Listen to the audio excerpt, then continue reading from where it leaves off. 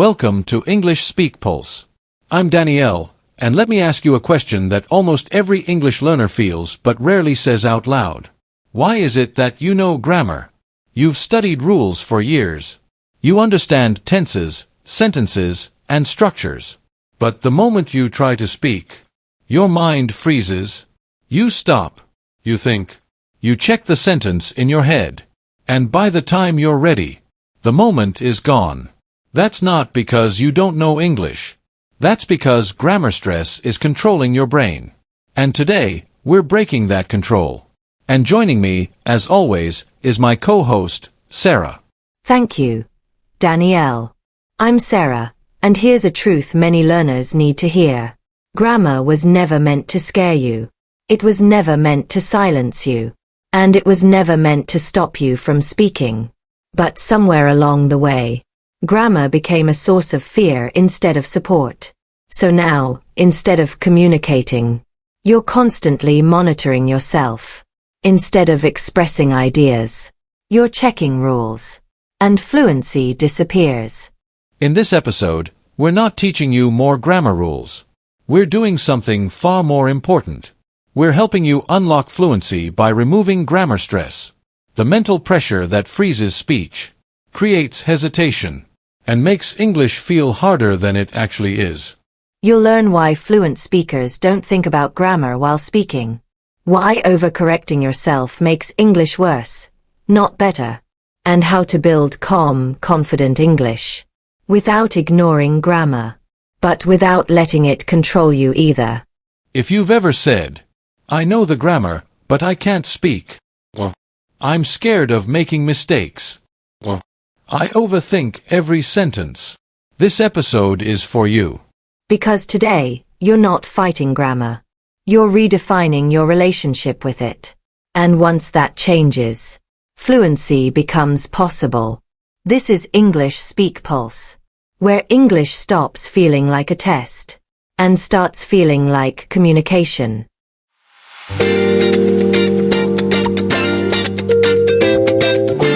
Welcome back to the deep dive. Today we are really getting into a stack of sources to uncover this very specific and I think often unspoken barrier that keeps so many dedicated English learners from real fluency. And for you, the listener, if you've ever felt that frustration, where you know all the rules, but you freeze up the second you open your mouth, this deep dive is going to be crucial. It's an almost universal experience. It really is. Learners come to the table with years, sometimes decades of studying. They can tell you the difference between past simple and present perfect. Right, on paper. Exactly, on paper. But then the moment to speak arrives and it dissolves. And they assume the problem is, a weak speaking skill or they don't have enough words. But that's not what the sources are saying. No, not at all. Yep. The sources we reviewed paint a much clearer picture, and I think a much more hopeful one, frankly. Absolutely. Our research today, it reveals that the real friction, the thing that stops communication cold, is what researchers are calling grammar stress. And that's not a technical term for just, not knowing the rules. No, it's a specific, acute, emotional, and cognitive pressure. So our mission is to clearly define this stress. We need to understand the exact mechanism that causes the brain to freeze. We're calling it the fluency freeze. Right. And then, most importantly, provide that core mindset shift you need to finally break the cycle. All based on the material you shared with us. Okay, let's unpack this. Let's start with that first step, identifying the enemy. What does grammar stress actually feel like? Well, if you could listen to the internal monologue of a learner who's really struggling with this, you wouldn't just hear hesitation. No. You'd hear this intense, immediate self-monitoring. They're actively editing what they're saying in real time, sometimes before the first word is even out. And the sources are so vivid about the symptoms. It's an immediate and almost physical feeling. I mean, think about the last time you tried to speak English under any kind of pressure. You might recognize that classic pause before every single sentence. It's a split-second delay where your brain is frantically running a syntax check. You're checking the verb tense in your head before you even say it. Exactly. And it comes out as starting a sentence, stopping, restarting it with a slightly different structure. Or just stopping completely mid-thought. Yeah, because you suddenly realize that preposition you used 3 words ago might have been wrong. And that feeling of dread, that May have been sense of embarrassment, it often shows up before you even say a single syllable. The emotional side is just huge. It is. But here's the critical insight, and this is what I want you to really hold on to from this section. This stress appears, and it cripples you, even when you know the correct grammar. That's the key. The problem isn't ignorance. It's the immediate, overwhelming pressure to perform that knowledge perfectly right now, on demand. You have the skill, but the pressure is just blocking your access to it. And this is where the analysis gets really deep, because the sources define exactly why this pressure causes a freeze instead of, just smooth delivery. It's all about an internal conflict, a kind of civil war between two different operating systems in the brain that can't run at the same time. That's the core mechanism of the fluency freeze. Think of your brain as having two primary modes for communication. Now, to speak fluently, you need to be in what we'll call expression mode. Okay. And this mode, the research defines it as fast, imperfect, and fluid. Its main job is to get the message out, not to make sure every single word is technically perfect. But then grammar stress hits, and it acts like a tripwire. It does. It violently switches your brain into analysis mode. And that sounds slow. It's the academic, rule-checking supervisor in your head. It's slow, it's careful, and it's very judgmental. And the crucial finding in all this research is that you cannot be in both modes at the same time. No, the brain can't build a thought and judge the mechanics of that same thought in the same instant. It's like trying to drive a car while you're reading the owner's manual for every single gear shift. Yeah. You're going to crash. So grammar stress basically forces your brain to stop building and start asking these critical analytical questions right in the middle of conversation. Right. You're asking, wait, is this noun singular or plural? Or what if I'm wrong and they think I'm stupid? And that last one is the most crippling question of all. What if they judge me? Yeah. That is the moment the freeze happens. Huh. When you shift into analysis mode, those critical questions, they activate fear. And fear, neurologically, activates silence, avoidance. So fluency disappears at the exact moment you're trying your hardest to be correct. Precisely.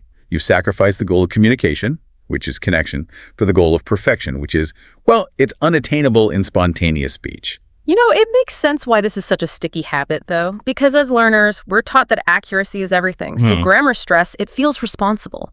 It feels like the right thing to do. Yeah, like you're trying to speak proper English. It feels logical. But the data it counters that assumption so sharply. Yeah.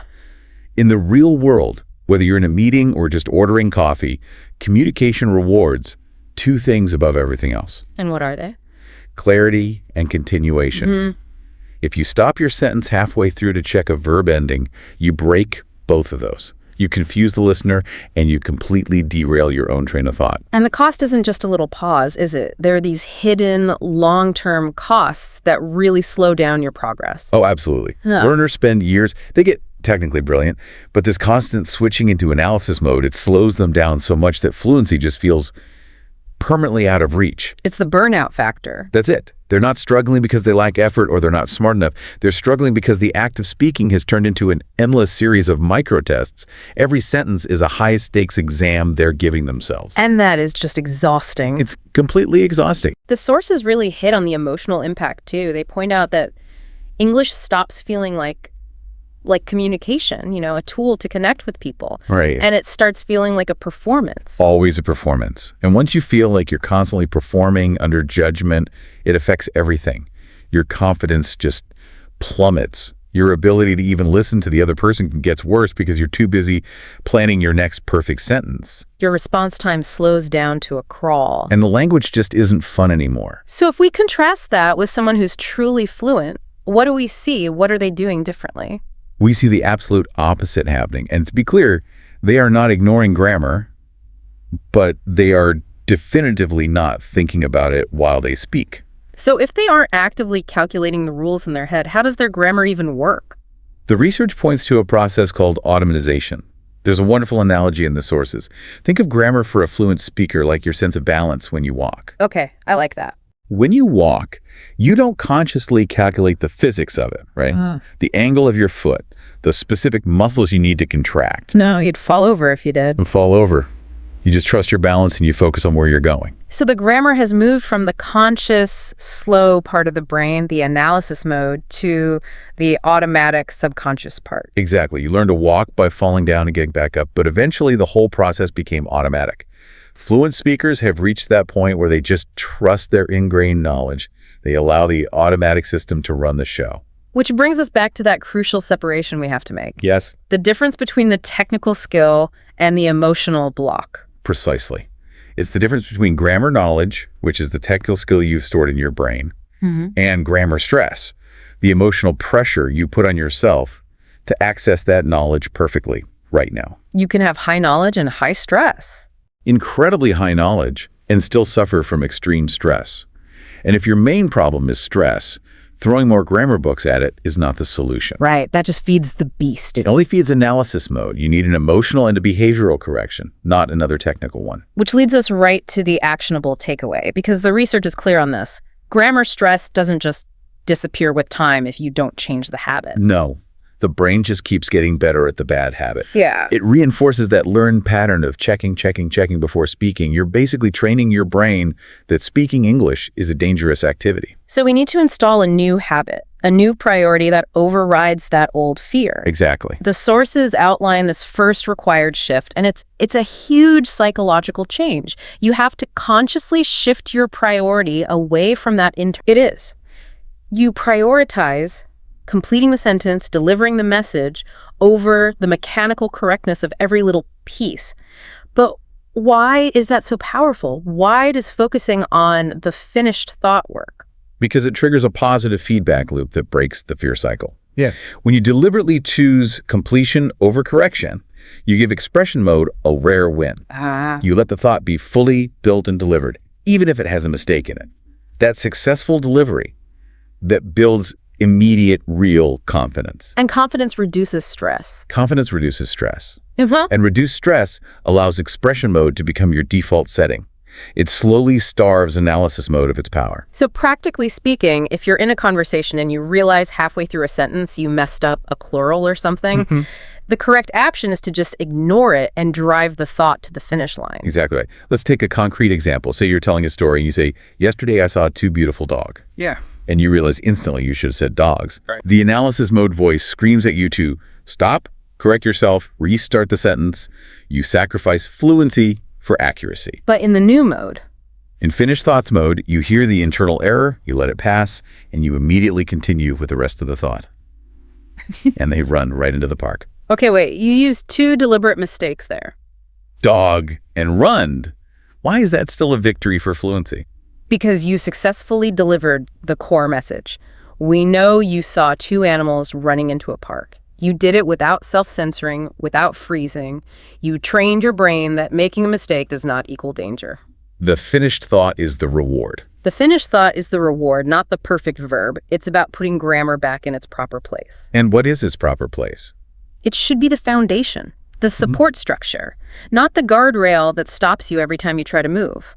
Grammar supports clarity, sure, but it shouldn't control expression. So you learn the grammar in study time, away from the pressure of a live conversation.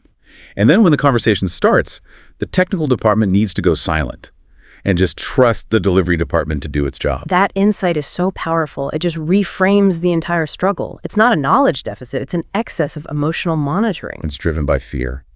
And if we connect this to the bigger picture, it explains why so many talented learners get stuck at that intermediate plateau for years.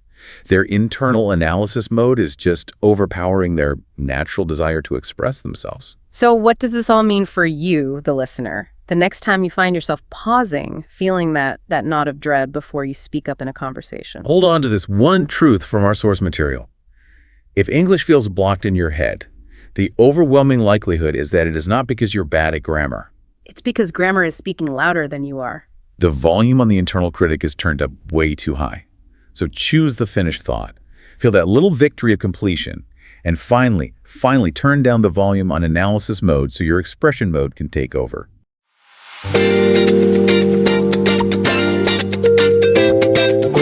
If you're learning a language as an adult, especially English, I can almost guarantee you know this feeling. Oh, yeah. You've studied for years. You know all the verb tenses. You could ace a fill-in-the-blank test, but the second you get into a real conversation, maybe you're just ordering coffee, maybe it's a huge meeting. Stakes are high. Exactly. And you feel this, I don't know, this invisible hand just press down on your tongue and you freeze. All that knowledge is just gone.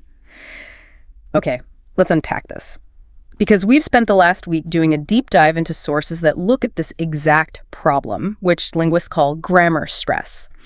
And the main takeaway is, honestly, it's liberating. This fear, this paralysis, it's not you. It's not some personal failure. No one is born afraid of grammar.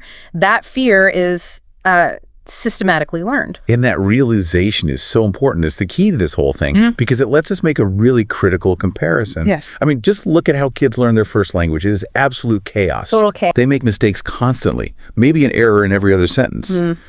But are they being corrected all the time? Are they told they're wrong? No, not at all. No, they're rewarded for just communicating. Yeah. They get fluent through pure usage, not by perfectly applying rules. So if making a million mistakes is the natural way to get fluent, we have to ask the question. The uncomfortable question. Right. Why does learning English as an adult feel so completely different? Why is it set up to maximize fear and hesitation instead of, actual usage? And that's our mission for this deep dive. We're going to trace that fear back to its roots. We'll break down the mechanisms, the psychological stuff, the school systems, the weight of being an adult that created what the sources call a shame loop. We want to show you exactly how you were trained to freeze up so you can finally start to unlearn it. So let's start where it often begins for a lot of us, the classroom.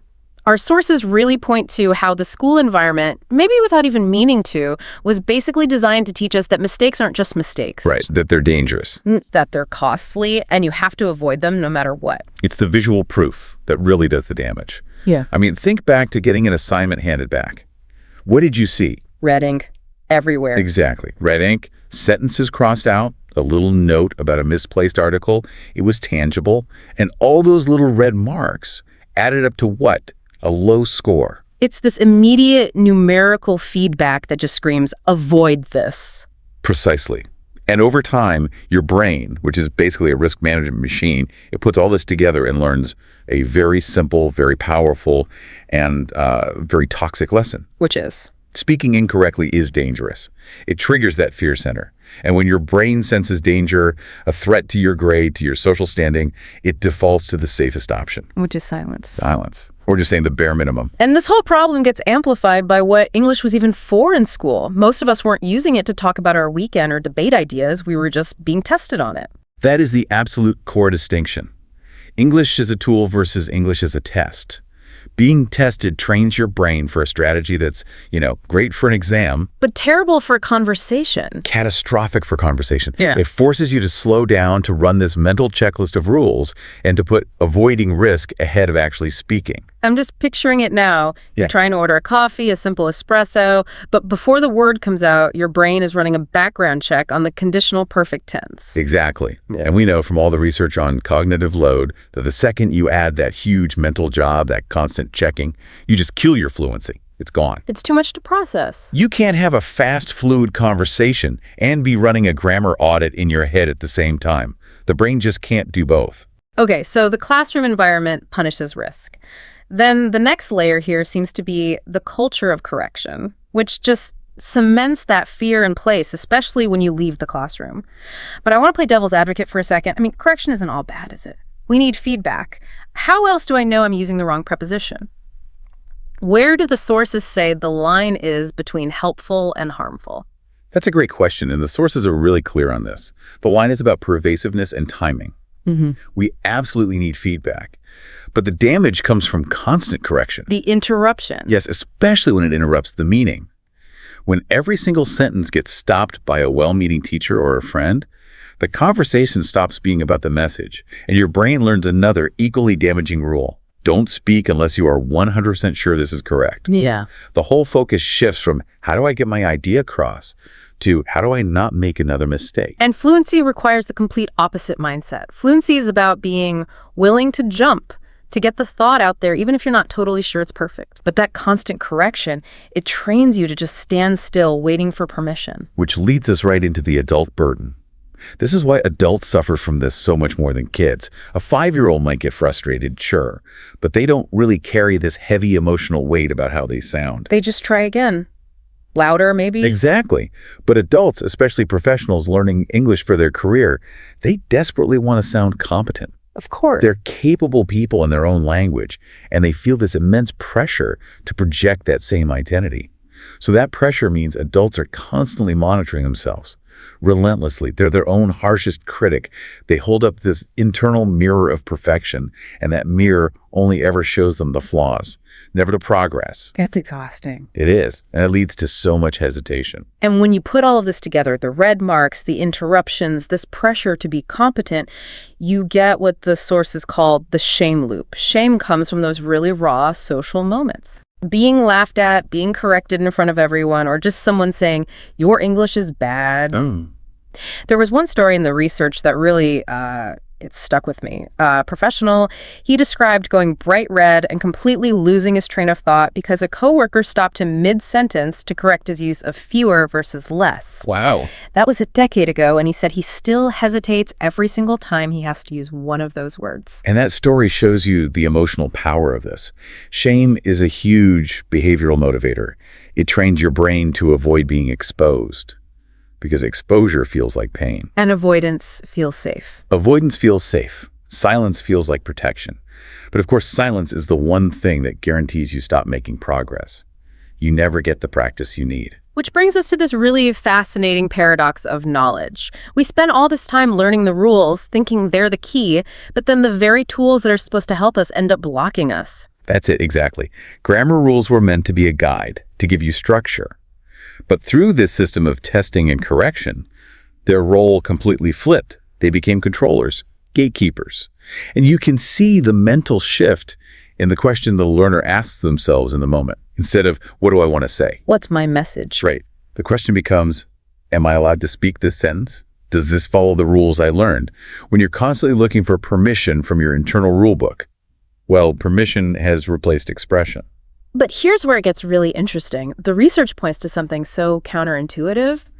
Sometimes, the more grammar you know, the worse your actual speaking gets. It sounds crazy, doesn't it? But if you think about it, it makes sense. The more rules you know, the longer your mental checklist is. Ah, right. You have so many more things to check, which means so much more hesitation. You have all the knowledge, all the data, but you can't apply it quickly because your fear center is slamming on the brakes. It's like having a perfect, detailed map of a city, but you refuse to leave the driveway until you've double-checked every single street sign against the map. Perfect analogy. You have all this knowledge, but you're just stuck. The sources had a great line for it. Knowledge without control creates paralysis. And if we just go back to the native speaker contrast one more time, a native speaker is focused outward. They're communicating. They don't stop and ask, was that sentence grammatically correct? Never. They ask one question and one question only. Did they understand me? This learned fear, it shifts your focus completely inward. The conversation is no longer about communication.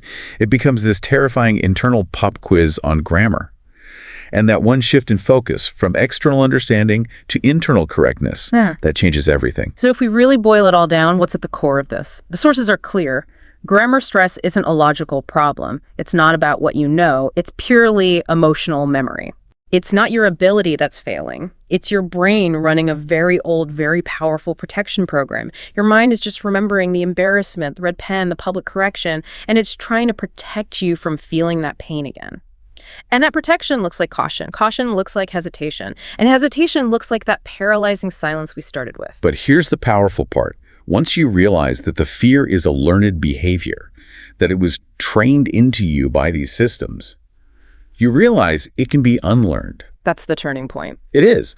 The fear isn't a fundamental part of you or your ability to learn a language. And this is the idea we really want you, the listener, to grab onto. You're not broken. You're not bad at languages. You were just trained to treat grammar in this high-stakes, risk-averse way. And training can be changed. And the very first step in changing that training is to completely reframe how you think about mistakes. You have to stop seeing mistakes as proof of failure. Yes. They're not evidence of incompetence. They are just evidence of usage. That's it. And usage is the one ingredient you absolutely have to build fluency. Every little error you make is just data. It's proof that you're actually using the language out in the world instead of keeping it locked away in that perfect silent rule book in your head. At the end of the day, there's one truth you need to hold on to.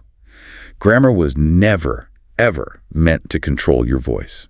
It was never meant to be a cage for your thoughts. It was meant to support them, to be the framework, not the lock. So what does this all mean? We've traced this whole anxiety loop from the classroom's red ink, which taught us that risk is danger, all the way to the emotional paralysis that so many smart, competent adults feel today. The battle you're fighting isn't about your ability, it's about overriding that powerful emotional memory. And if we connect that to the big picture, the very next step, you know, is to shift your entire goal in a conversation. You have to move away from internal monitoring. Stop asking that internal grammar gatekeeper for permission. And just prioritize expression. Prioritize expression and connection. So here's a final thought and challenge for you to take into your next conversation. The next time you feel yourself hesitate, instead of pausing and running that mental checklist of 5 different grammar rules, force yourself to ask the native speaker's question in that moment. Did they understand me? Just that one question. Just that. The challenge is to trust that getting your message across and moving the conversation forward is so much more important than momentary grammatical perfection.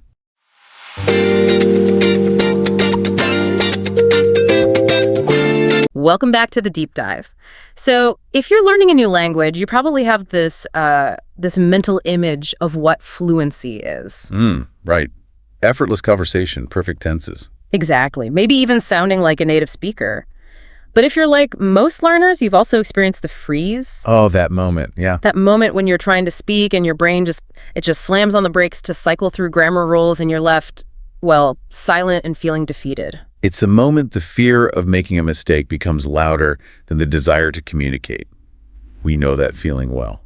We do. And what we're diving into today is a stack of sources, all focused on language acquisition, pulled under this banner, Beyond Rules, prioritizing flow over grammar perfection, that argues that the very thing you're depending on, this obsessive pursuit of perfect grammar, is the single biggest thing holding you back. It sounds completely counterintuitive, doesn't it? I mean, we've all been taught that accuracy comes first. So our mission today is to kind of re-engineer that belief. We need to understand the surprising truth about when grammar should matter, and maybe more importantly, why actively thinking about rules while you speak is like putting sand in the gears of your communication engine. Exactly. We're going to look at what fluent speakers actually do so you can stop overthinking and just start speaking. We're really shifting the definition of success here. Okay, what do you mean by that? Well, the current standard for many of you is probably success equals perfection. But the standard we're promoting, based on this research, is success equals clear, confident communication. I like that. So let's start right there. Let's challenge that biggest assumption. Let's do it. Okay, so the assumption is that fluent speakers are just high-speed grammarians. They're calculating and assembling sentences perfectly, word by word. Is that what's happening? Not even close. The data is extremely clear on what fluent speakers do not do. They're not mentally paused, constructing a sentence diagram before they open their mouth. So no pulling up a mental list of irregular verbs. None of that. They aren't comparing the subtle nuances between 2 different prepositions mid-conversation. It's just not happening. So if they aren't doing that, then what is driving the output? I mean, where does the language come from? It comes from a place of holistic meaning. The sources say fluent speakers think in meaning, not rules. Think in meaning, not rules. Yeah. So if you think about the concept you want to convey, like, I am excited about this trip, the entire structure, the tense, the vocabulary, it's all pulled as a single unit. Yeah. It's almost like a pre-packaged chunk of meaning. So the grammar, the mechanics of it, that's all just happening. Where? It's all happening in the background. It's an automatic subconscious function, a lot like breathing or, keeping your balance when you walk. You don't think about it. That is such a critical distinction, background versus foreground, because as a learner, I feel like I have to bring the grammar to the foreground. I have to consciously calculate it. And that's the friction point. The moment you drag grammar into that conscious foreground, you introduce this huge processing lag. Wait, is this the subjunctive or the conditional moment? That's the one. It interrupts the natural flow of just retrieving the meaning. It just halts the whole process. When you're fluent, the language itself is the foreground. When you're learning, the rules are the foreground, which is it's highly inefficient for actual communication. I really appreciate that analogy. It gives a real framework for why we feel stuck. But let's get into the brain mechanics, because the sources highlight that the brain uses two completely distinct systems for language. Yes. And understanding these two modes is, I think, the crucial insight that allows you to stop sabotaging your own fluency. Think of them as the learning mode and the using mode. Okay, let's break this down. My grammar textbook, flashcards. That's learning mode. Squarely in learning mode, that's where you analyze, you memorize, you dissect, you internalize the rules. It's slow, it's deliberate, it's structured study. In the using mode? That's the application system. That is speaking, listening, just reacting in real time. This mode prioritizes speed and connection and, just getting the message out. Okay, so these two modes, they serve the same goal, but they work best independently. Precisely. And here is the absolute critical insight that just collapses fluency. When you try to mix the slow analytical processes of learning mode into the high-speed output of using mode, The system crashes. the system crashes. Yeah. You're trying to run two incompatible operating systems at the same time. That explains the mental freeze perfectly. Yeah. And I think every learner is guilty of this harmful cycle, the idea that I can get better by correcting every mistake I make while I'm talking. It feels so productive, doesn't it? It feels like responsible learning, but the research suggests it's one of the most destructive habits for developing fluency. That self-correction mid-speech, that sudden stop and restart. It does several really damaging things. What is it actually training the brain to do? Well, first, it interrupts flow. Yeah. Obviously, it kills all your momentum. But second, and this is much worse, it conditions your brain to associate speaking with this immediate, painful self-judgment. And that judgment increases anxiety and, critically, it trains hesitation. Your brain learns that the second you start talking, you're probably going to have to stop and correct. So the subconscious takeaway isn't, oh, I learned the correct past participle. No, not at all. The subconscious takeaway is, this is risky. Stop. Exactly. You are literally training the neurological muscle memory to stop rather than to continue. If the goal is automatic, effortless output, injecting these intentional pauses for rule checking is just. It's sabotaging the very foundation you're trying to build. Okay, let's shift to the solution then, which is the core argument here. Prioritizing flow over accuracy. This goes against, pretty much everything we've been taught. It does, but you have to look at the practical value. Yeah. The material poses a really clear question here. Which is better? A sentence that's slightly incorrect but fully expressed, or a perfectly structured sentence that never gets spoken? Well, when you put it that way, it's obvious. The first one wins because it actually achieves communication. Correct. The goal is transmitting meaning, not creating a flawless transcript. And this isn't just about feeling less stressed, it's about setting up the architecture for real language improvement. Right, because the big fear is, if I just speak freely, won't I just be reinforcing bad habits? How does prioritizing flow help the grammar catch up later? That's the most common fear, and the sources address it head on. First, flow builds confidence. Successful, uninterrupted output, even if it's messy, it proves to your brain that the pathway works. Okay. And that confidence, in turn, it drastically reduces that performance fear. So we've lowered the threat level in the brain. Yes. And it's that combination consistent output plus reduced fear that allows all the input and repetition to finally sink in. But here's the critical distinction. Grammar does not improve significantly during the high-pressure act of speaking. So if I'm not fixing my grammar while I'm talking, when am I fixing it? This is what every learner needs to know. It happens through constant, relaxed exposure, listening, reading, and through correction after speaking. When the pressure's off, you can go back, listen to a recording of yourself, analyze it, figure out the rule you missed, and internalize it then. That makes so much sense. Analysis needs low pressure, performance needs high flow. This completely busts what our sources call the grammar illusion. The grammar illusion. That's the belief that perfect grammar is what leads to fluency. If I just master grammar, fluency will magically unlock. Yeah. The research flips that completely on its head. It suggests that fluency often comes first and grammar catches up later. You have to be willing to be fluent before you are accurate. That is a massive shift. It requires being willing to sound a little messy for a while. Absolutely. It just redefines the whole learning hierarchy. When you prioritize meaning, you build momentum. And that momentum is what pulls the grammar along with it. Let's talk about the social side of this, because the fear of judgment is huge. Learners are horrified by their own mistakes. But what does the research say about how listeners, especially native speakers, actually process those errors? This is the shocking truth for so many learners. Native speakers in any language break grammar rules all the time in casual speech. All the time. Think about it. And yet, communication still works seamlessly. Why? Because, as the sources say, meaning matters more than form. So my internal critic is way harsher than the person I'm actually talking to. Vastly. We need to shift focus to the listener's perspective. When you speak, what is the listener actually trying to hear? Your confidence, your message, I'd assume? Those are the keys. They hear your confidence, which signals you know what you're trying to say. They hear the clarity of your words, and they hear your intention. If those three things are there, minor errors, like a wrong article or a slightly off preposition, they rarely block understanding. The listener's brain is already working to fill in the gaps. It's highly sophisticated at that. They're listening for the message, not grading your syntax test. That gives you enormous permission to just let go. I can stop policing my output in real time because the person I'm speaking to is already on my team. They are. And this connects right back to that awful, ironic feedback loop. The overthinking, the obsession with avoiding tiny errors, that creates fear. That fear makes you speak less. And speaking less starves your brain of the practice it needs. So the perfect irony is, obsessing over grammar actually slows grammar development. It's a vicious cycle of analysis paralysis. It's self-sabotage by trying too hard to be perfect. So we need to replace that cycle. Based on the source material, what's the concrete 3-step strategy we can offer? Okay, this is the crucial takeaway. It's simple, but it requires discipline. Step 1, speak freely. No self-policing. Zero self-policing during the act of communication. Just commit to it.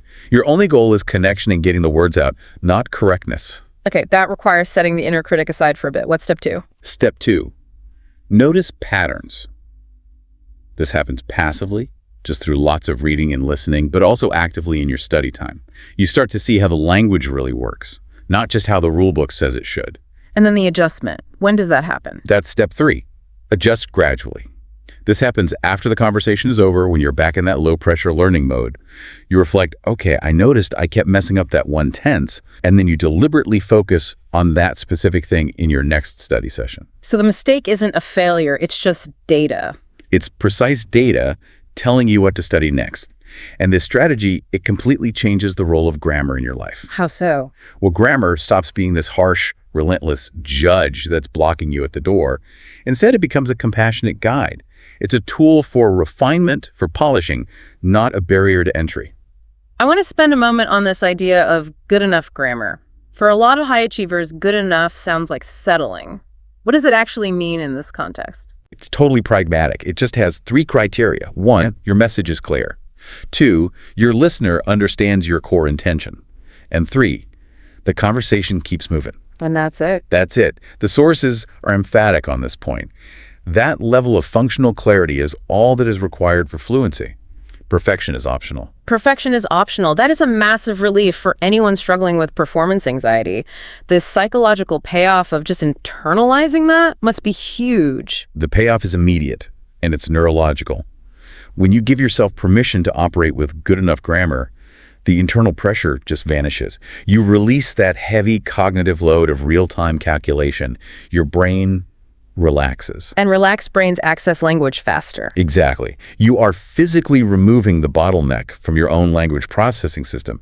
You actually shorten the fluency timeline by just choosing to speak now and correct later. So to wrap up, what we've really done today is take one of the most stressful parts of language learning grammar and just put it back in its proper place. We've moved it from the stressful, halting foreground of conversation back into the reliable, supportive background where it belongs. The goal, the only goal in the moment, is clarity and confidence. In knowing that flawless form will follow with time and exposure. The ultimate conclusion from all this material is powerful. Grammar should support your voice. It should serve your communication.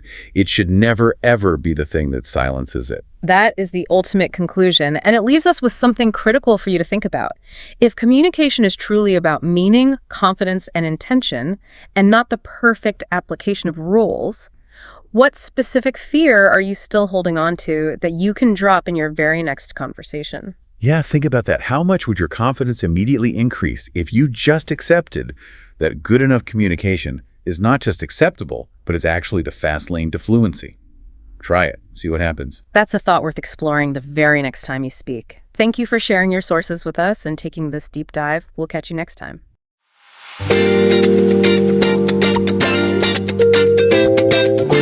Okay, let's unpack this. We are diving into a deep, silent frustration that affects, well, pretty much every person trying to master a second language, especially English. You know that feeling, right?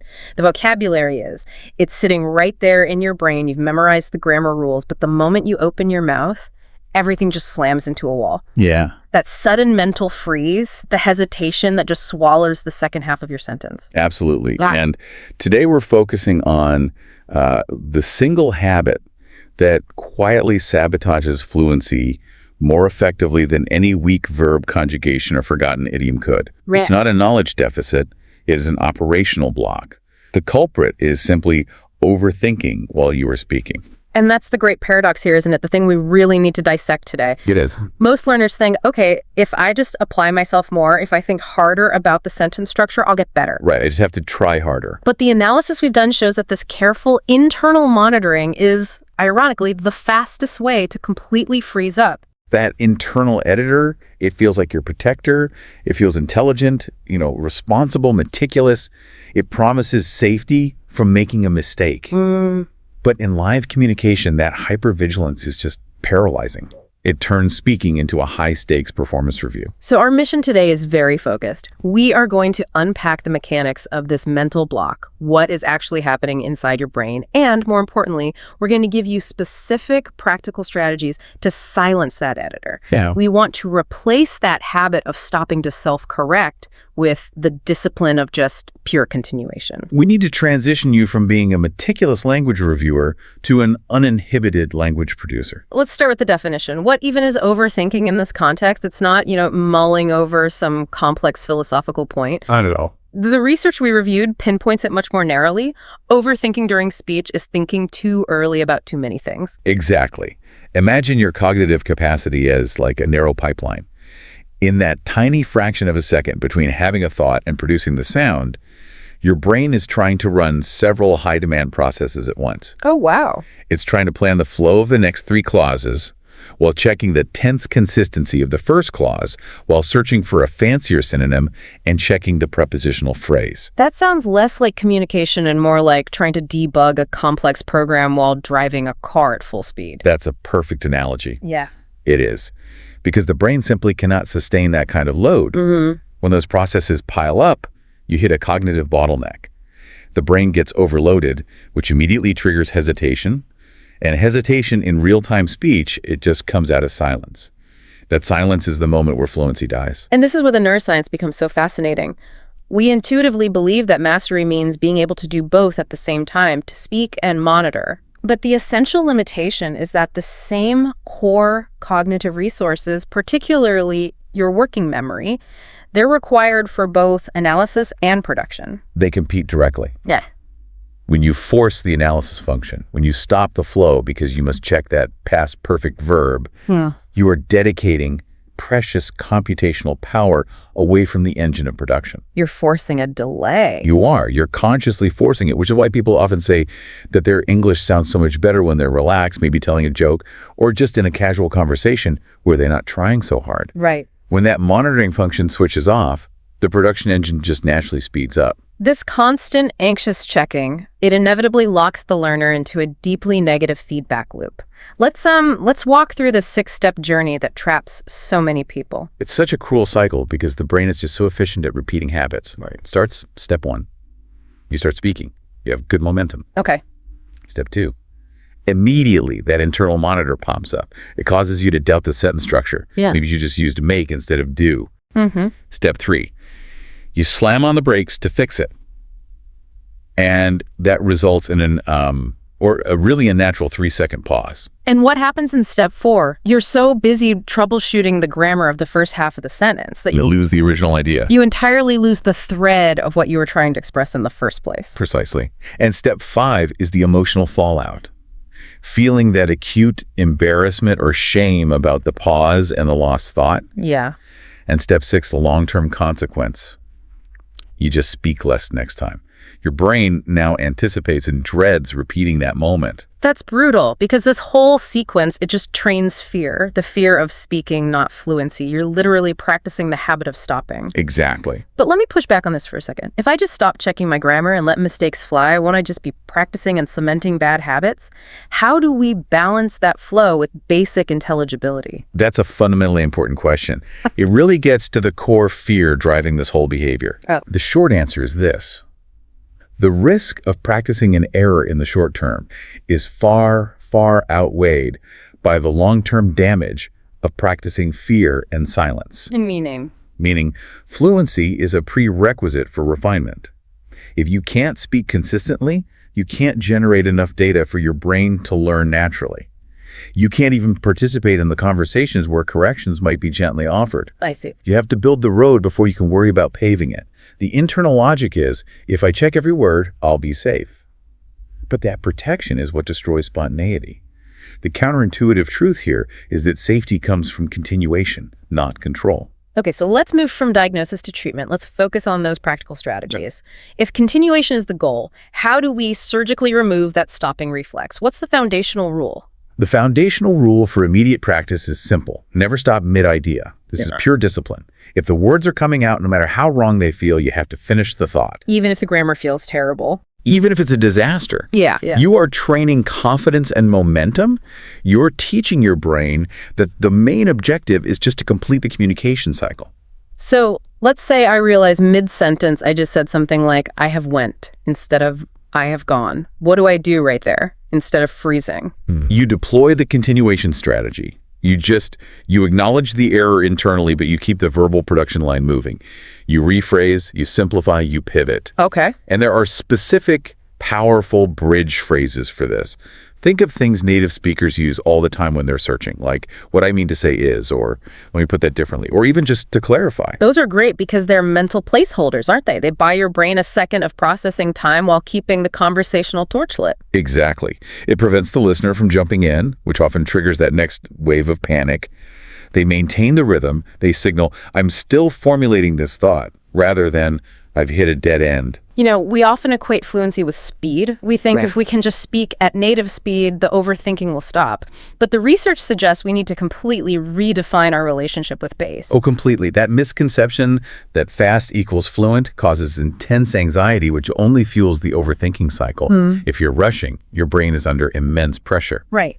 The simple remedy is to deliberately slow down. This does two powerful things.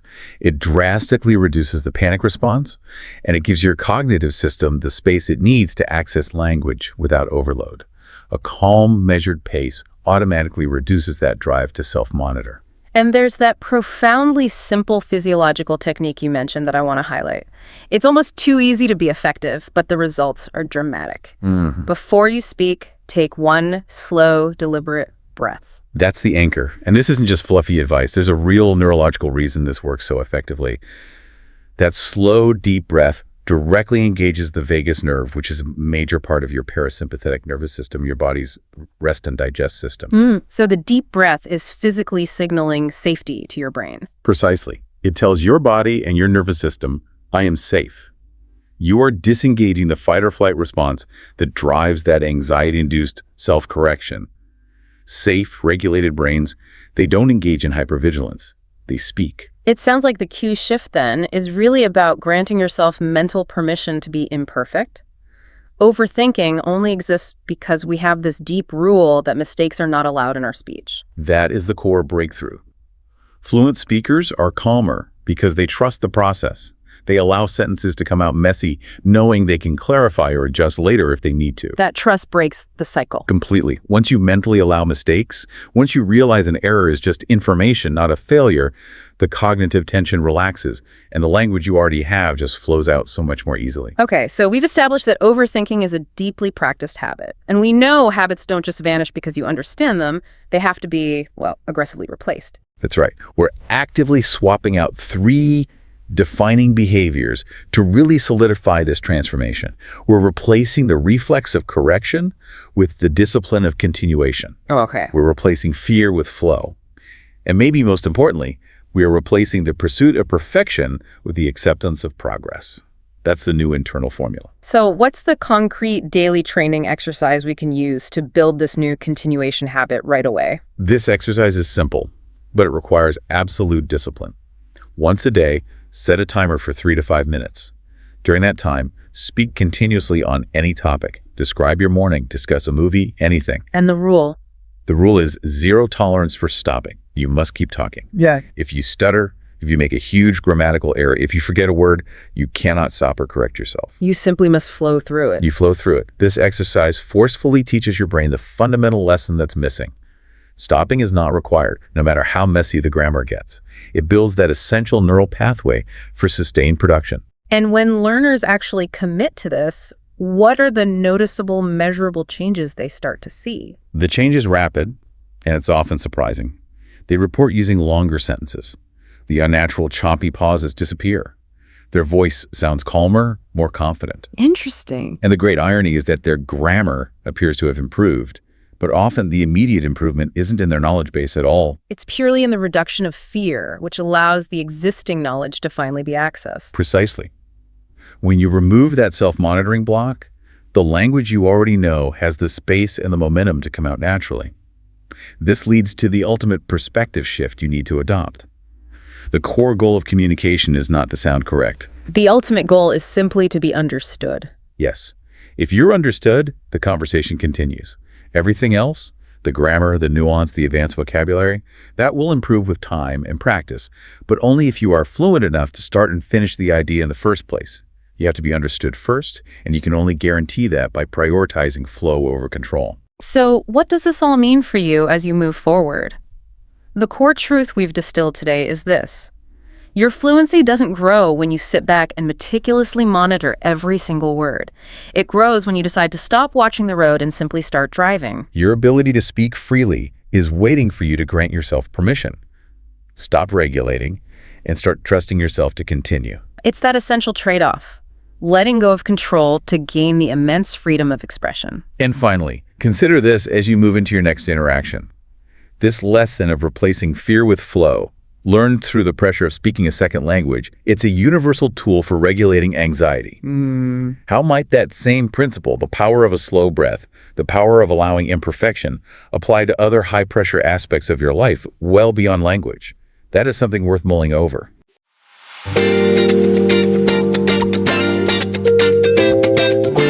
Welcome to the Deep Dive, where we take a stack of your sources, pull out the most important insights, and deliver them directly to you. You know, if you're learning any new skill coding, an instrument, a language, there's always this one anxiety that can just stop you dead in your tracks.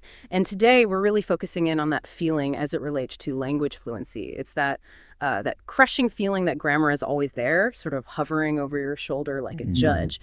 We've been looking at material that completely redefines how you should think about grammar, turning it from, well, a roadblock into more of a useful map. And the sources, they pose this really sharp question. If grammar shouldn't be controlling us in real time, does that mean grammar just doesn't matter at all? It's a fantastic question. And the short answer is grammar absolutely matters. But, and this is the whole point, you have to be so rigorous about when and where you use it. I mean, the biggest hurdle for most learners is trying to do two things at once. Construct meaning and apply complex rules all while you're trying to speak. That effort, it just drains your brain and creates that exact anxiety you're talking about. So our goal for you in this deep dive is to show you the shortcut, the complete intentional separation of grammar learning from grammar speaking. Once you create that boundary, everything changes. Okay, let's really unpack that. So if we're firing the judge, what are the legitimate, supportive roles that grammar should be playing? Because it has to be useful somewhere, right? Oh, absolutely. And its roles are strictly supportive. The sources really boil it down to two healthy functions. First is support. Think of it like the scaffolding that holds your ideas up. It provides the basic structure. And the second role is refinement. This is where grammar acts like a helpful editor, but only after the fact. It's the co-pilot analyzing the flight path after you've already landed, not while you're trying to avoid turbulence. And the material is just as clear on what grammar should never be. It should never be the police or a judge. I think we all know that feeling. You go to say something and this little voice just stops you because you're trying to calculate the perfect verb tense. That pause, that hesitation. Yeah. That is the cost. Yes. That's the cognitive load we're talking about. And if your relationship with grammar feels like that, like you're constantly being judged, the sources say your entire approach is flawed. You're using a refinement tool for real-time construction. They just clash. So if it's not for the high-pressure moment of speaking, where does it belong? When do we actually sit down with the rules? It belongs entirely in a safe, low-pressure space. The sources are so clear on this. Grammar work belongs after speaking, specifically during your own private review of what you just said. And in calm, dedicated learning sessions, live speaking is for ideas, raw meaning, getting your point across. The detail work has to come later. Which leads us right to this core rule that the material claims just changes everything. The rule of speak first, study later. I mean, that's a complete inversion of how we're all taught in school. It's a massive cognitive shift. Yeah. Because when the pressure of performance is gone, your brain is finally relaxed and, receptive. Think about it. A student taking a huge exam versus that same student reviewing the material the next day. Totally different mindset. Exactly. Exactly. In that calm state, the rules are easier to grasp, and more importantly, the corrections actually stick. Your brain isn't busy fighting off the fear of failure. Okay, but I can hear some people thinking, wait a minute, if I just speak first without knowing the rules, aren't I just going to practice my mistakes? Reinforce bad habits? That's a crucial question, and the material hits it head on. The reason the reversed order works is because after you speak, your brain has something it didn't have before. Context. You didn't just study an abstract rule, you actually tried to tell a story, and maybe it came out a little clunky. You now have a concrete example of a communication problem that a grammar rule can solve. Without that context, rules are just. They're abstract, they're forgettable. But with context, they become a meaningful solution to a real problem you just experienced. And that's what creates durable knowledge. That distinction, abstract rule versus a real solution, that feels like the mindset of a fluent speaker. I mean, they aren't stopping mid-sentence to diagram their own speech. A fluent person doesn't pause and think, I need to use the conditional perfect here. It just happens. Precisely. The fluent speaker is focused almost 100% on meaning. They're not asking, what is the name of this tense? They're asking a much simpler question. What am I talking about? Is it past, present, or future? Is it a wish or a fact? Their focus is on the idea, not the label. Meaning leads. Meaning leads. Grammar follows. That's the core message. If you try to force grammar to lead, you choke off meaning. You stop communication in its tracks. Okay, so this sounds fantastic, but let's get practical. How do we start building this low-stress system? What's the toolkit look like? The sources give a really simple, repeatable exercise. It's designed specifically to take all the performance anxiety out of the equation. It's just 3 steps. First, you speak freely for 5 minutes about anything. Don't worry about being perfect, just talk. Second, right after, you write down 2 or 3 sentences you actually said. And third, you just calmly adjust them, look at them on the page. Writing it down takes the error out of your head and puts it on the paper, where it's just a puzzle to solve. I love that. The high pressure part is over before the editing even begins. But what if you look at those sentences and you see 5 different kinds of mistakes? Tense, prepositions, articles, that can still feel overwhelming. And that's the trap. Trying to correct everything at once is, according to the material, actually harmful. Yeah. This is where the strategy of limiting focus comes in. Instead of trying to fix everything, you just pick one small thing. You decide, this week, I'm only going to focus on getting my past tense verbs right. And you ignore everything else. And why is that so important for the brain? Because trying to fix everything triggers a cognitive shutdown. Your brain just sees an impossible task and gives up. Improvement is gradual. It's about repetition, not criticism. You're building muscle memory, not failing an audit. So to reduce that mental load even more, the sources bring up another powerful shortcut, using patterns instead of abstract rules. Yes, patterns are like prepackaged fluency. They are absolute game changers. Instead of trying to build a sentence from scratch using complex rules, you just load a pre-built structure into your memory. Like a template. Exactly. For example, instead of agonizing over the rules for the past conditional, you could just memorize and drill the pattern. If I had known that, I wouldn't have done it. Or for making a point, you memorize what's fascinating here, and then you just plug in your idea. So you're memorizing the whole chunk. The grammar just comes along for the ride automatically. You got it. The pattern does the heavy lifting. It reduces the number of decisions you have to make in the moment, which is the key to speaking more smoothly and quickly. This whole process seems to have a huge emotional component. If we're doing this right, if we're following this speak first, study later model, how should this process actually feel? It should feel Three things, Yeah. and consistently. It should feel curious, calm, and supportive. If you feel anxiety or stress, or you start beating yourself up, that is your red flag. It's a sign that the judge has snuck back in and you need to step away from the grammar for a minute. And there's a fascinating link here between fear and accuracy. When you reduce the fear, your attention actually improves. So being less stressed makes you more accurate. In the long run, yes. Yeah. Because that stress is cognitive load. When you're calm, you free up all this mental energy that you can then use to actually notice things during your review sessions. You're not paralyzed by fear. So bringing it all together, what's the long-term goal here? What does this lead to? The long-term objective is a fundamental shift. Through this calm, focused repetition, grammar moves from being a conscious rule you have to think about every single time to an unconscious habit. Yeah. And that's the point. When the language structures just happen without you thinking about them, that's when fluency becomes stable. That's when it feels effortless. So the whole journey is about reframing grammar from a judge into a helpful editor that you only consult after the fact.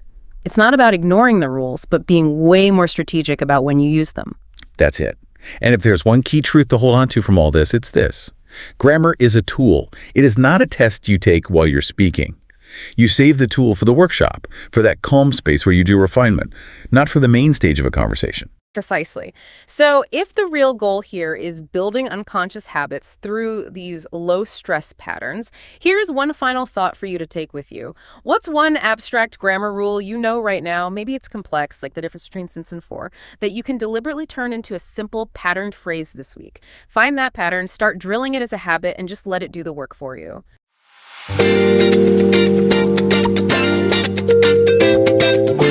Welcome back to the Deep Dive, where we take the frustration out of information overload. So today, we are tackling one of the most persistent and painful problems for anyone learning a second language, especially English. You know the scenario, right? You're highly knowledgeable, you can read these dense articles, you understand the difference between, I don't know, past perfect and simple past. You ace the grammar tests. Exactly, you consistently ace the grammar tests, but the moment you need to talk to a native speaker, or, even worse, give a presentation, the words just dry up. The sentence structure collapses and your confidence just vanishes. It's the central paradox of the advanced learner. I mean, you are conceptually knowledgeable, but you are not behaviorally fluent. And what we found in the source material is that this isn't really a knowledge problem at all. It's a neurological wiring problem, and it's rooted in fear. And that's why today's deep dive is custom built for you. We've synthesized a whole stack of research and practical guides that basically throw out that traditional idea of study harder. This material isn't about teaching you a single new grammar rule. It's about giving you a practical daily blueprint for building actual speaking fluency, but without the anxiety. Our mission today is to find that stress-free blueprint. Yeah. The core issue that these sources pinpoint is what they label grammar stress. Grammar stress, okay. Or grammar fear. It's that, internal panic that activates when your brain is faced with the immediate pressure of real-time speech. And it causes it to just override all the stored knowledge you have. What's truly fascinating here is the consensus that fluency isn't built in these moments of intense, high-pressure study. It's built through very specific, consistent daily behaviors that feel manageable. And the central aha moment here, the thing that I think shifts everything, is that the goal of this process is not grammatical perfection. No, not at all. The goal is creating habits that feel safe and repeatable so that your brain stops treating English output like a danger zone and, I guess, starts accepting it as a low-stakes, natural thing. Precisely. If the environment feels calm, the brain just works better.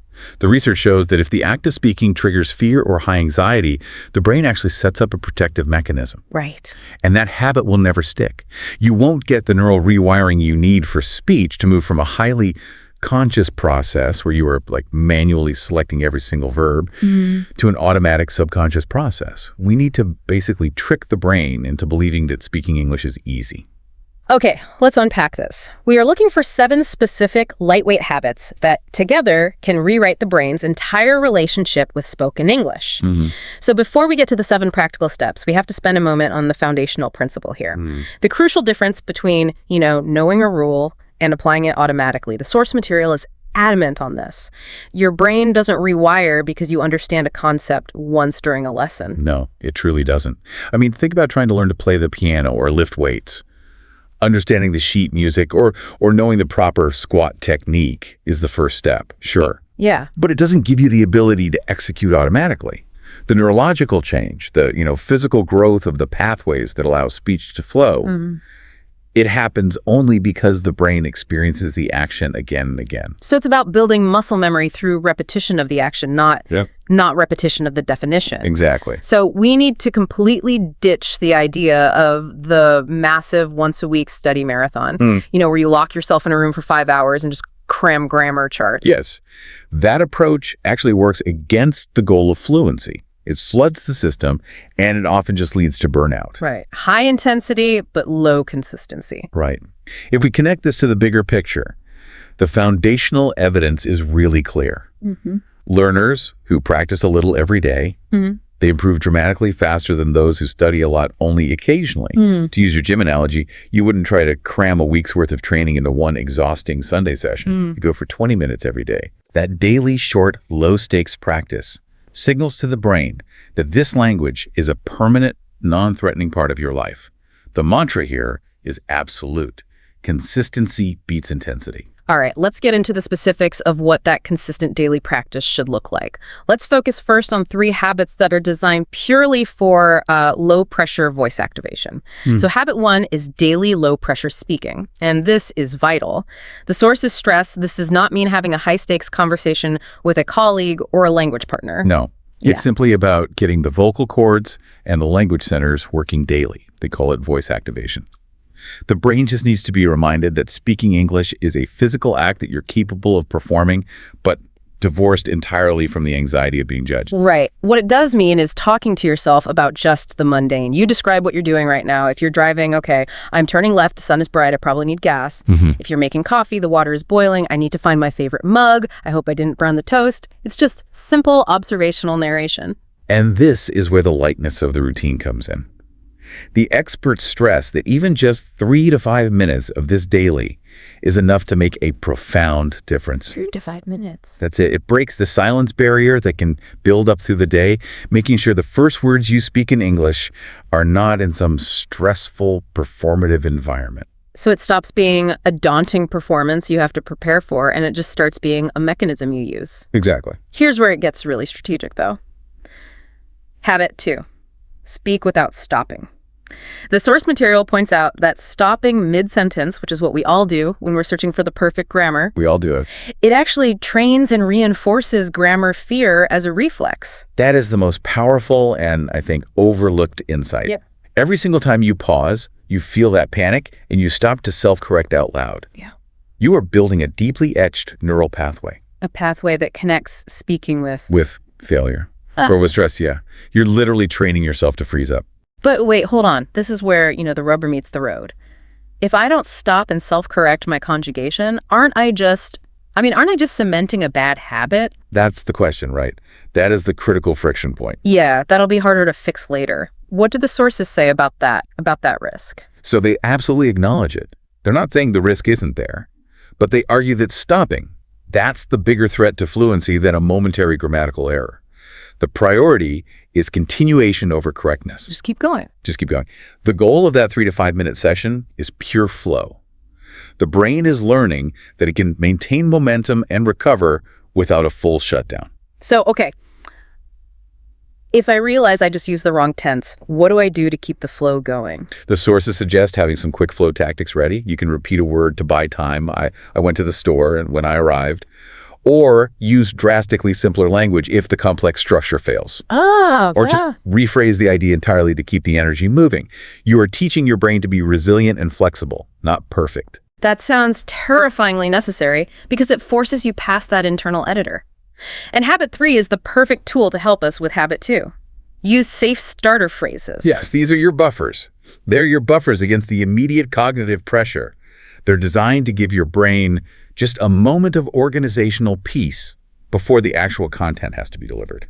So that short pause reduces the panic that triggers the freeze. Exactly. Can you give us some of the specific examples from the source material?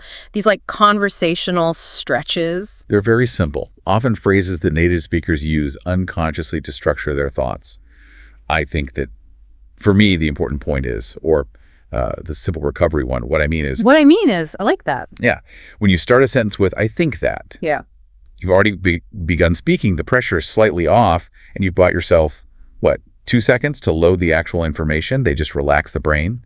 Let's move on then to 2 habits specifically aimed at overcoming that real-time performance stress.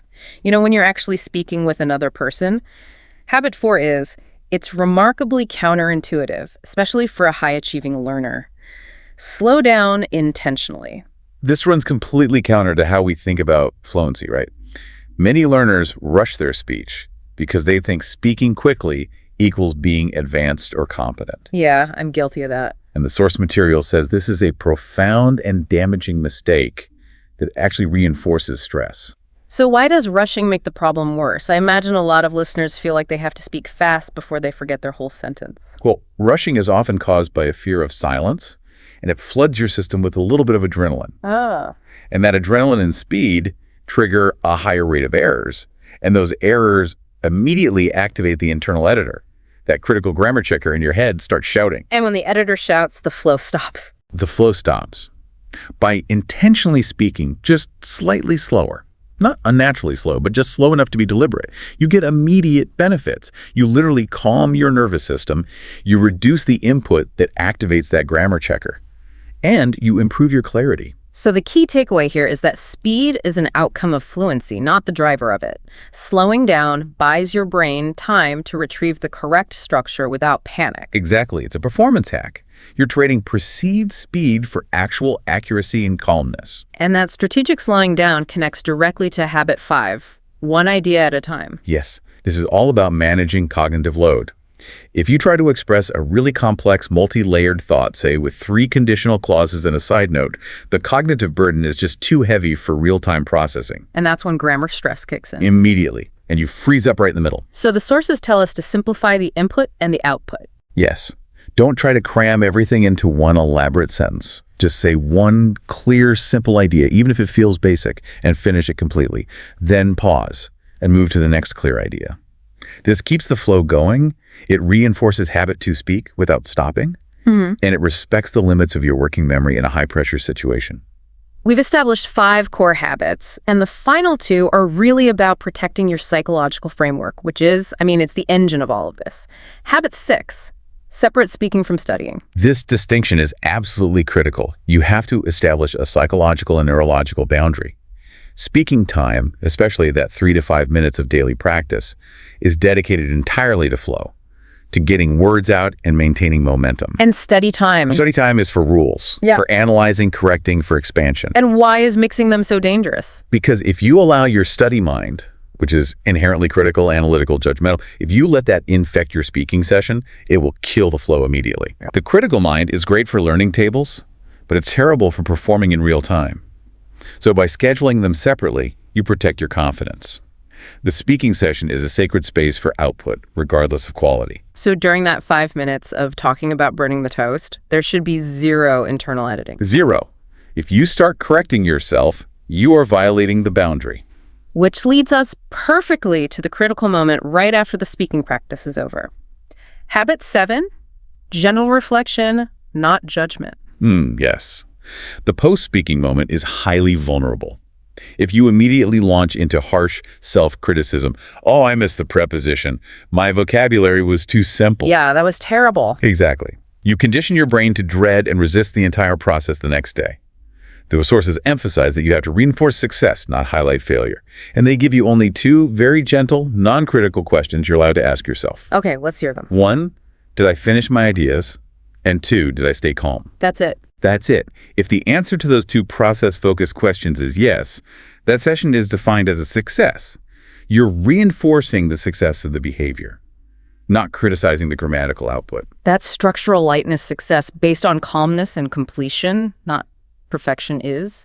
That's the genius behind the simple daily routine they propose.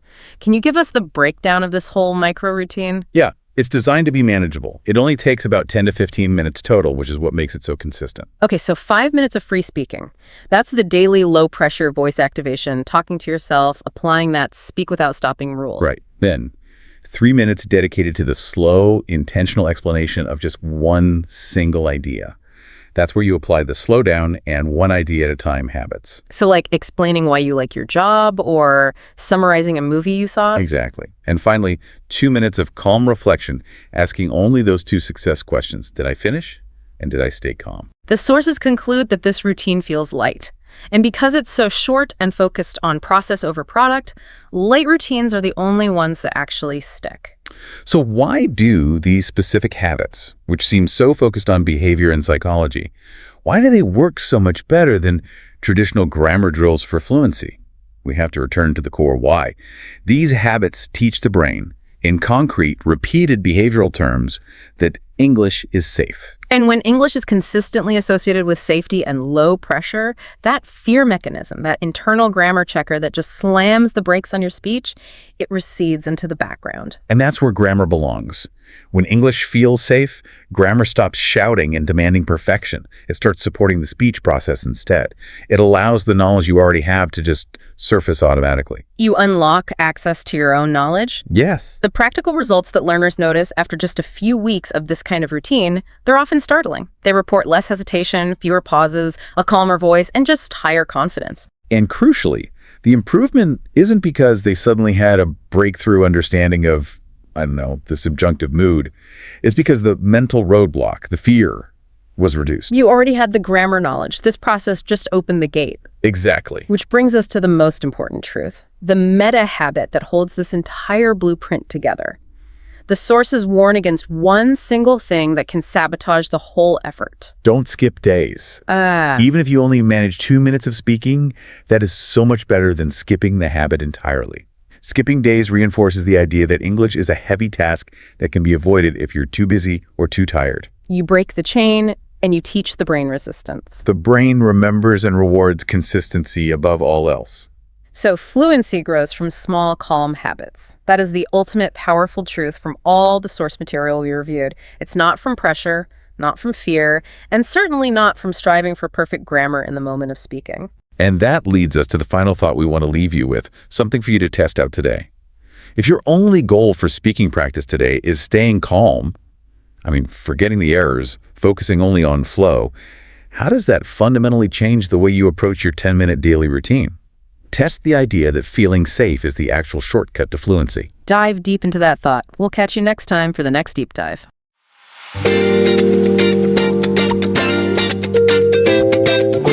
Welcome back to the Deep Dive, where we unpack the knowledge you've shared with us and really cut straight to the most useful takeaways. Hey there.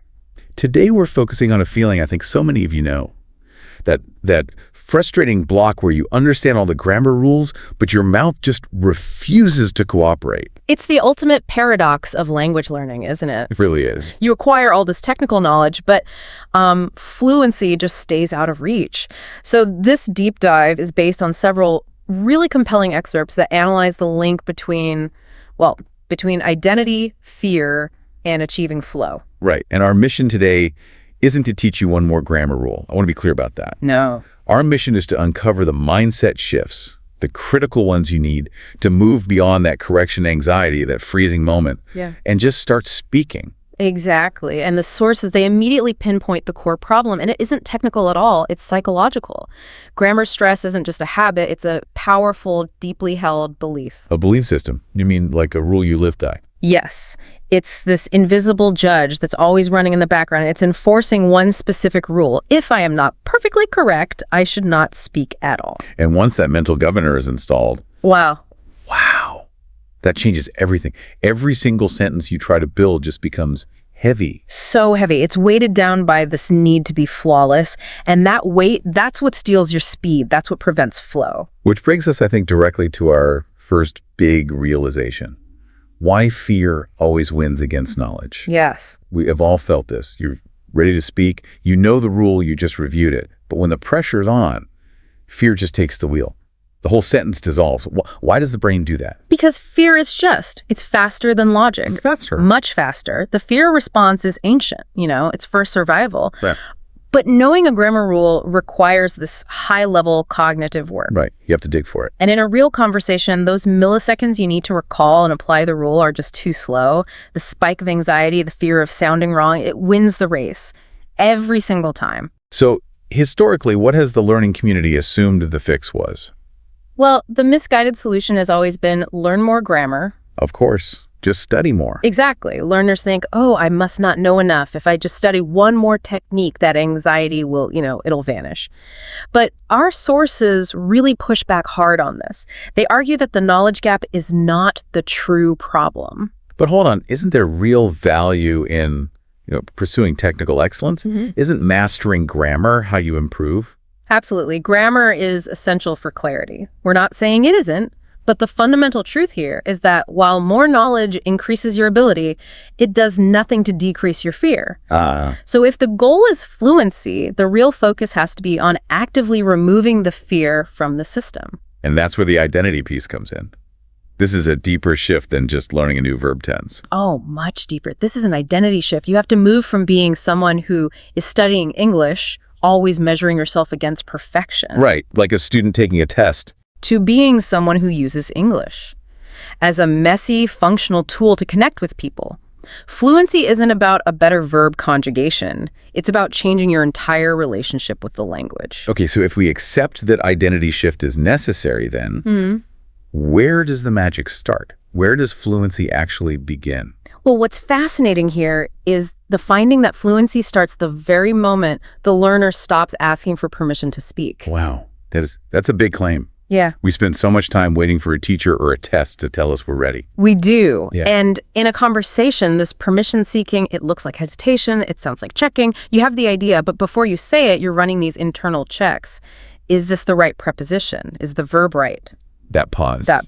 That moment of self-censorship, that's the act of asking the internal judge for permission. And every time the judge says no, or even just hesitates, your confidence just crumbles a little bit more. So the way to overcome that is to make a foundational decision, a choice. Exactly. It boils down to a single conscious choice you can make right now. And it is, I will speak first and I will fix later. Speak first, fix later. It sounds so simple, but that declaration prioritizes momentum over perfection. It changes everything. But I can hear a listener thinking, okay, but if I do that, won't I just sound incompetent? Won't I embarrass myself or, build bad habits? And that's a completely valid fear, but we need to redefine what failure actually is. Okay. The sources suggest true failure isn't making a mistake. True failure is letting the fear of a mistake stop you from delivering your message. An error that keeps the conversation moving is way more successful than a perfect thought that never leaves your mouth. You're giving yourself permission for productive imperfection. That's a great way to put it. So once that decision is made, the role of grammar has to shift dramatically. It can't be the judge anymore. Precisely. In this new relationship, grammar has to go from being a judge, a censor, to becoming a coach, a guide, a helper. Its job changes from prevention to support. So what does that look like? How do you experience your grammar as a coach, not a critic? The coaching grammar is quiet, it's supportive, and it's patient. And crucially, it only steps in after the communication has already happened. So it's like post-game analysis. Exactly. The coach is there to review the tape with you, to see where things could be sharper next time. The judge is the one trying to tackle you mid-play because your shoelace is untied. That's a great image. The moment you make grammar a supportive editor, you free up all this mental space for just delivery. Shifting our focus like that allows us to talk about the ultimate state the sources identify. Flow. Yes. What exactly is flow in language use, and why does it feel so good when it happens? Flow is that state where communication just takes over. You're completely immersed, and that internal monitoring system just disappears. It's the feeling of English being light and quick, automatic. Exactly. And our sources give a really beautiful framework for this by contrasting flow directly with perfection. In flow, 3 things matter more than their counterparts. Okay, what are they? 1, ideas matter more than rules. 2, continuation matters more than correction. Keep the ball rolling. And 3, communication matters more than perfection. When you flip those 3 priorities, you naturally enter the flow state. I love that hierarchy because it defines a choice you can actively make. So let's make it concrete. If someone's in flow, what kind of mistake might they make that a perfectionist would never allow? Okay, so a speaker in flow might say the idea are clear, but they just keep talking because the idea is what's important. The perfectionist, though, would have paused for 5 seconds, cycling through the verbs. And missed their chance to speak. And the conversation moves on without them. Their important idea is just gone. But again, the fear is making the idea clear into a permanent habit. And this is a critical point. Flow does not mean you don't make mistakes. Mistakes are just information. They're data. What flow does is it removes the emotional weight of shame or failure from them. So they don't control you anymore. They don't control you. They don't stop the conversation. You might notice the slip, maybe even correct it, but you move on without losing your train of thought. You treat errors like minor potholes, not, reasons to park the car. Right. Okay, so let's address the elephant in the room that stops people from even trying to get into flow. The confidence myth. Ah, yes, the waiting game. The waiting game. The idea that if I just study enough, I'll wake up one morning and suddenly feel confident, and then I'll speak. That is fatal to fluency. It just is. Learners use a lack of confidence as an excuse to hold back, thinking action has to wait for the feeling. But the sources are so clear on this. Confidence is a result of action. Not a prerequisite. Never a prerequisite. The sequence is always, you speak first, confidence follows. You just cannot wait for the feeling to lead the way. So if action is the engine, what's the fuel? What's the foundational belief that fluent speakers have that allows them to take those risks? It's surprisingly simple, but it's so powerful. They believe, fundamentally, I'm allowed to speak imperfectly. I am allowed to speak imperfectly. That one belief, it protects flow. It shapes all the positive behavior. If you truly internalize that, you'll attempt sentences and conversations you would have just avoided before. You become a participant, not an observer. And that belief system is where the battle of the internal voices happens. Let's help the listener identify which voice is talking in the moment. Great idea. Let's contrast the old voice, the one that blocks fluency, with the new voice that builds it. The old voice is that relentless editor. The perfectionists. Yeah, the one causing all the checking and pausing. It says things like, check again, be careful, what if your pronunciation is wrong? It demands precision before you even open your mouth. That sounds absolutely exhausting. It is.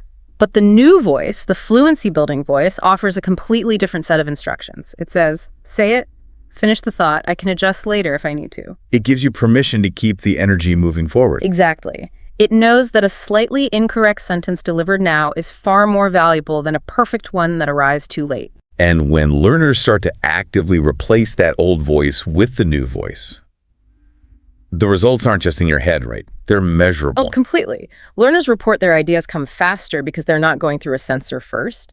They notice those long pauses they used to rely on get shorter and shorter. And here's the paradox. Their grammar actually improves, naturally, over time. So why does correctness get better when you stop focusing on being correct? How does that work? Because when that internal fight ends, your brain is freed from the cognitive load of constantly monitoring itself. All that mental energy that was spent on checking is suddenly redirected toward doing. You stop fighting yourself. You stop fighting yourself and you create space for natural learning pattern recognition, repetition, to actually take hold. English starts to feel lighter, not because you crammed one last verb tense, but because the war is over. So let's bring this whole deep dive together. This journey really shows that fluency is not some final destination you unlock by, defeating all the grammar rules. No, fluency is unlocked by ending the war with grammar and by granting yourself immediate daily permission to just use the language. It's about reframing the whole purpose of learning.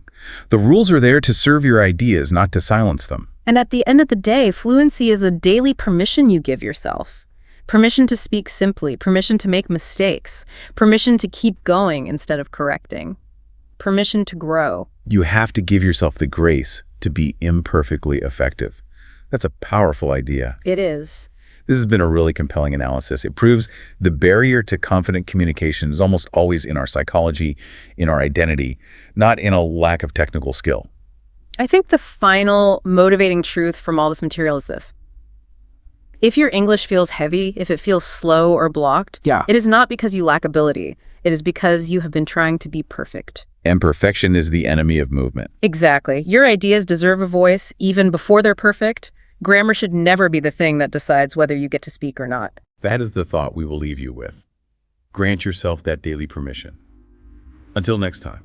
If this episode made you realize something important, that your biggest struggle was never English itself, but the fear around it, then this conversation has already done its job.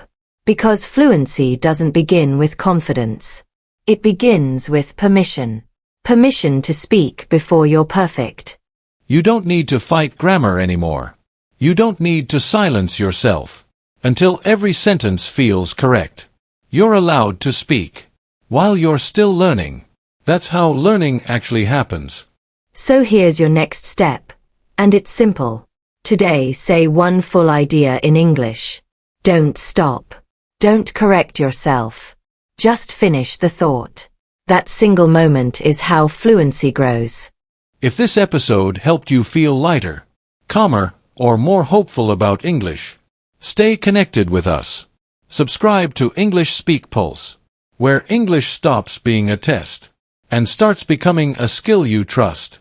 And if you know someone who says, I understand English, but I'm scared to speak, share this episode with them. Because sometimes, one honest explanation can unlock years of silence. Your English doesn't need permission from grammar. It needs permission from you. And that permission can start today.